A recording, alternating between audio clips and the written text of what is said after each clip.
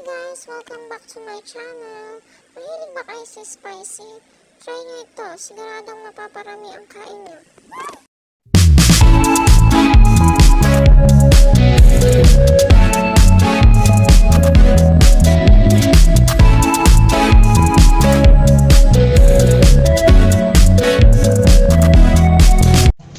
At ayun na nga guys, linisin muna natin yung hipon bago natin lutuin. Linisin natin ng mabuti.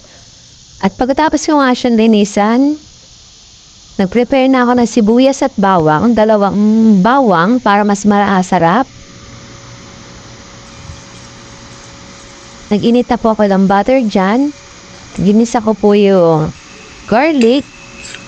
At yung naging golden brown na yung garlic, sinunod ko na po yung sibuyas. Haluin po natin para maluto siya. Pagpares na luto ang sibuyas at bawang, isunod na natin ang hipon o shrimp. Haluin natin para yung sibuyas at bawang maglasa sa hipon.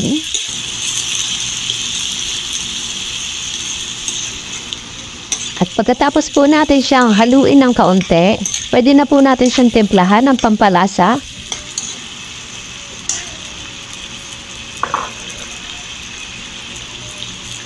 Nilagyan ko po yan ng paminta or black pepper.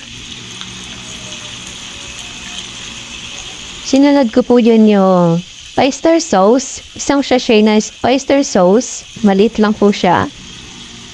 Ayan po. Simutin lang po natin at sayang.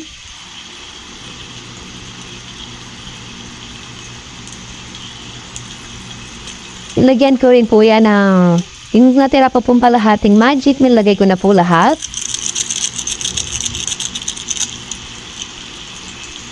At pagtapos po natin siyang timplahan, haluin po natin para mapantay po yung lasa.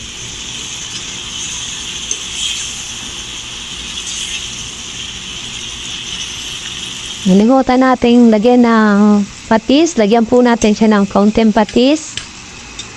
Mga 2 tablespoon na patis. O kayo na po magtansya kung gaano karami o kakaunting patis. Haluin po natin siya. At pwede na natin siyang lagyan ng sabaw. Yung pinakasabaw po niya ay Sprite po. Yung mismong Sprite, kalahati lang po yung nilagay ko. Haluin po natin siya. Habang hinahalo po natin siya, shall we po sa mga nanonood at sa asawa ko na natutulog pa sa oras na yan, shall we po. Tapos po natin siyang haluin. Takpan po natin siya para maluto po.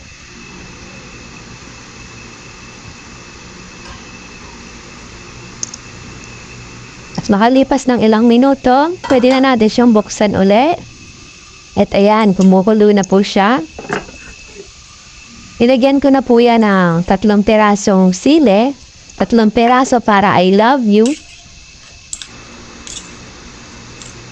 May I love you daw. May gumaganon pa.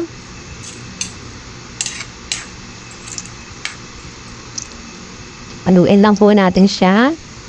Tapos takpan po natin siya uli. Habang hinihintay po natin yung maluto yung hipon, tinignan ko po muna yung kanin namin. Ayun nga po, luto na siya. Handa na siya, pwede na tayong kumain. At ayan nga po, luto na nga po siya. Haluin natin saglit.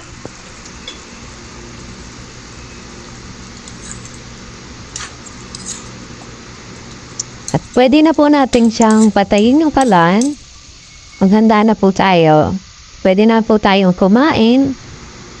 Kung nagustuhan niyo po yung video ko, paki-like po, paki-share at paki-subscribe na rin po ako. Salamat po.